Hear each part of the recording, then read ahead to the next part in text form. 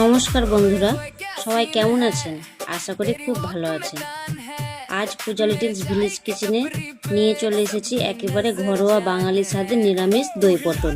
পটল দিয়ে আমরা কত রকম রান্না করি খাই, কিন্তু দই দিয়ে এই পটলের স্বাদ একেবারে আলাদা। এরপর সামান্য হলুদ, লবণ আর সামান্য সর্ষের তেল দিয়ে ভালোভাবে মাখিয়ে নেব পটলের গায়ে।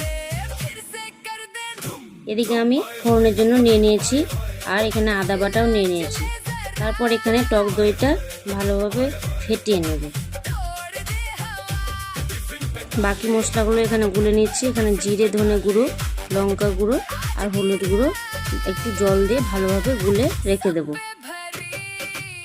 চলুন রান্নাটা শুরু করা যাক। এখানে আমি কড়াই নিয়ে নিয়েছি, কড়াইয়ে সর্ষের তেল দিয়ে দিয়েছি। এরপর পটলগুলো ভালোভাবে ভেজে নেব লাল লাল করে, যাতে কিছুটা সেদ্ধ হয়ে যায় ভাজতে ভাজতে। পটলগুলো ভাজা হয়ে গেছে, এখানে আমি তুলে নিচ্ছি। এরপর ফোড়নের জন্য আমি নিয়ে নিয়েছি গোটা জিরে, কালো জিরে, দুটো শুকনো লঙ্কা আর গোটা গরম মশলা। তারপর আদা দিয়ে কিছুক্ষণ নাড়াচাড়া করে বাকি মশলাগুলো দিয়ে লবণ দিয়ে ভালোভাবে তেল ছাড়া অবধি ভেজে নিয়েছি। তারপর ফেটানো টক দইটা দিয়ে দেব। আঁচ কমিয়ে রাখতে হবে যাতে টক দইটা না ফাটে। তারপর বাটিগুলো জল দিয়ে দিয়েছি আর সামান্য চিনি দিয়ে কিছুক্ষণ নাড়াচাড়া করে পটলগুলোও দিয়ে দিয়েছি। এরপর ভালোভাবে কষিয়ে নেব। তেল ছেড়ে দিয়েছে এখানে।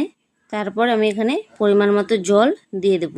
পটল তো অর্ধেকটা সেদ্ধ হয়ে গেছে, আর কিছুটা সেদ্ধ হলে আমাদের তৈরি হয়ে যাবে দই পটল। রেসিপিটি যদি আপনাদের ভালো লেগে থাকে অবশ্যই একটা লাইক কমেন্ট করে যাবেন। শেষে আমি দিয়ে দিয়েছি 1 চামচ ঘি। এই দই পটল খেতে সত্যি অসাধারণ লাগে।